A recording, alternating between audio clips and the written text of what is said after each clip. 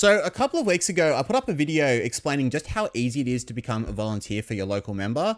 And to prove it, we've had a couple of messages come through already since being like, oh, I really didn't realize it was that easy. I just shot them an email. Now I've got a meeting with them. Or I've shot them an email. Now I am a volunteer. And we're starting to arrange what responsibilities I'm going to be given.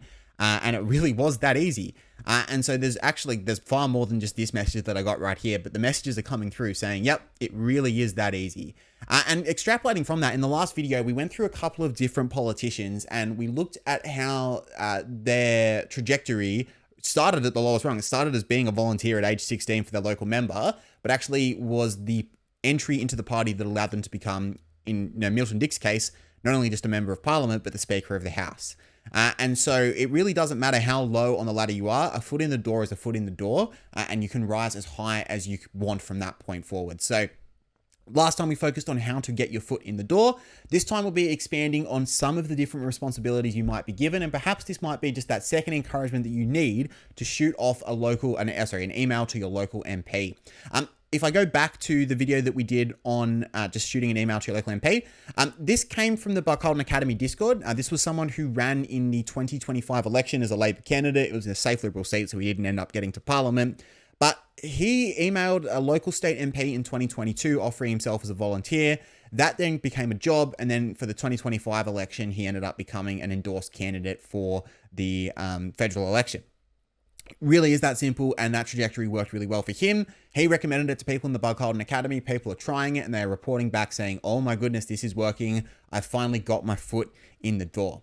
So if this is the encouragement that you need to shoot off an email to your local MP, let's just quickly go through some of the different jobs that you might be tasked with so that you know what you're signing yourself up for, and so that you can excel in that role. So firstly, if you haven't sent your email yet, just very quickly, I'll go over those points. Keep it short, keep it punchy. They don't have all day. They need to know the core gist of your message straight away. So keep your email very brief. Be specific with what your strengths are, but obviously be flexible and willing to go beyond those strengths. And as I said last time, when it comes to your availability, in theory, it's good to say yes to everything and sign yourself up to everything. But in practice, if you overcommit yourself and you are not capable of giving your responsibilities the necessary time to do them well, you will be tasked with less responsibility and your trajectory will actually plateau.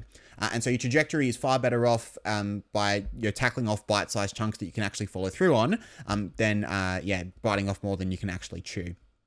If you really are feeling lazy and you don't want to have to creatively word your email, I've created a template for you right here that you can literally just type in yourself and offer your services in the way that I framed it here. But let's go through some of the different responsibilities that you might be tasked with. When it comes to outreach, this is a big one. It's a non-negotiable, particularly when you're volunteering around election time. But there is introverted and extroverted outreach. The introverted outreach is obviously just dropping off letters or dropping off flyers and letterboxes. However, the more extroverted stuff is doing things like door knocking, or if you've seen your local member have a stall at a train station, volunteers will often be around them ready to talk to members of the public that come up as well. Now, if this terrifies you a little bit and you're like, oh, door knocking, that sounds so preachy. Oh, this is like, I feel like I'm a Jehovah's Witness here. That puts me really far beyond my comfort zone. Good. If you have any aspirations in politics, this is a fear you're going to have to overcome. And actually, door knocking for your local MP is really great. People are very forgiving to the door knockers because they recognize they're not the MP. It's just the salt of the earth people volunteering on behalf of their MP. Some people are really rude. Most people actually aren't. Anyone who's worked in sales before will tell you that getting over your fear of being preachy is a really important fear to overcome. And once you feel more comfortable walking up to someone and making a case what you believe in obviously a considerate and non-rude way, once you feel you have the skills to do it in a way that is respectful, but yet still clear at the same time, just your confidence in life just skyrockets as you realize that you can actually use the goodwill of people to that sounds really salesy. It's like use the goodwill of people to deliver the sale. But in this case, it's actually use the goodwill of people to build consensus around a vision that you think is in the right and proper interest of Australia. And so if you are introverted, this is actually a very safe space to do it. Often you don't door knock alone, you door knock with other people. And so you've got the comfort of having backup as well. So if you are introverted, it's probably the easiest way to actually overcome that fear, en route to becoming a politician. Okay, admin tasks, there's lots of ones, and these will escalate in importance the more senior that you are. So there'll be stuff like data entry or coordinating with other volunteers. But if you elevate in response, or you kind of show that you can be trusted with responsibility, you will be tasked with coordinating those other volunteers. And then you might be tasked with answering phones or greeting visitors, doing some reception work. Really, when you get a good tick of approval, you might be tasked with categorizing mail. Now, obviously, you get the tea, you get the juicy stuff that comes with it. But for a local MP, they're at your local school assembly, cutting a ribbon at the beach, or smoko at lunch, come back afterwards. I've got an hour in between meetings where I can actually get to my mail. They need to have that as efficiently organized as possible. So you might be tasked with that responsibility as well. When it comes to creative stuff, obviously, if you're a volunteer, that's going to be pretty limited, but we did see some examples last time, like particularly for the lady from Tasmania who entered Parliament at 16, became a volunteer at 16 and literally just made the newsletter pretty. And that was her job. And then she actually became a member for Tasmanian Parliament afterwards. It can be same thing for email that's sent out as well, designing it so that it looks aesthetic. That's the sort of job that young volunteers will often be given. And then when you really get when you really get trusted and when their confidence in you increases, you will be tasked with, or you might be tasked, I should say, with actually providing briefings on particular political issues. So now you're moving away from the purely administrative to actually needing to have some form of political judgment to provide a briefing. One that's quite common is, let's just say there's, local councillors holding some sort of forum. They're talking about, the different purposes and different ways that this site gets used by different stakeholders in the community. All these stakeholders come, like if it's a skate park or something, the skaters come, or someone from the skating community comes and puts their case forward. If there's like a soccer field nearby, someone from soccer will come, and you get the point, right? Different stakeholders will come forward and explain what that site means to them and how they would like to see the site developed or redeveloped. And so your job might be to actually just attend that, to provide a briefing on all the different positions of the different stakeholders, relay that back to your local member so they know where their community stands on particular local issues that will help them with their messaging as well.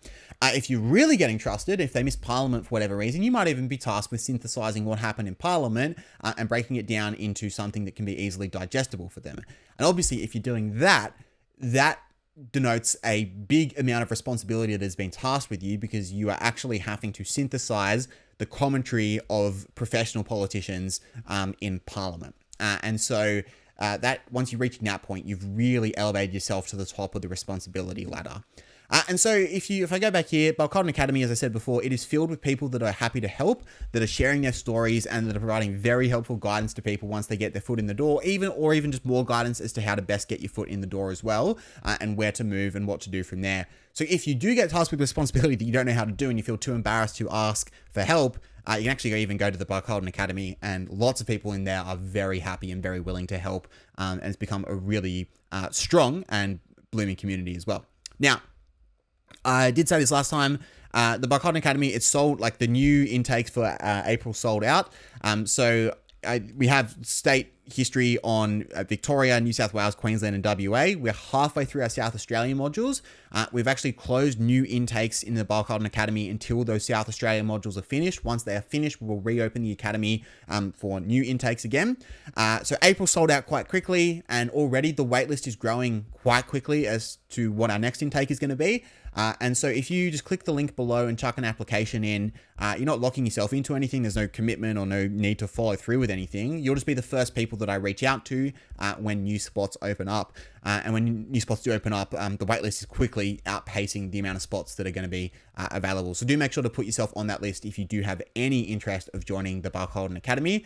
But if not that, make sure to send an email to your local MP. Oh, by the way, I should add this as well. This is tailored for people in the Labor Party. But if your politics are different, it is equally as transferable. Obviously the community less so, so maybe try and find your own community and get well connected. But if you're a Liberal or you're a National, or even in one of the few Green seats that does have a local MP, or One Nation that has a local MP, shoot off a volunteer email. I think you'll be surprised at just how effective it actually is.